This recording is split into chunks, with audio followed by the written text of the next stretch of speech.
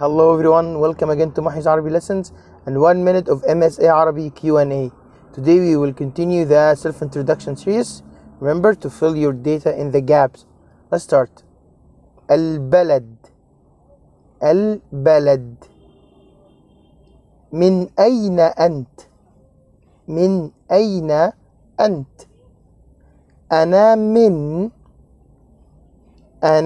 من for example أنا من مصر، أنا من أمريكا. الجنسية ما جنسيتك؟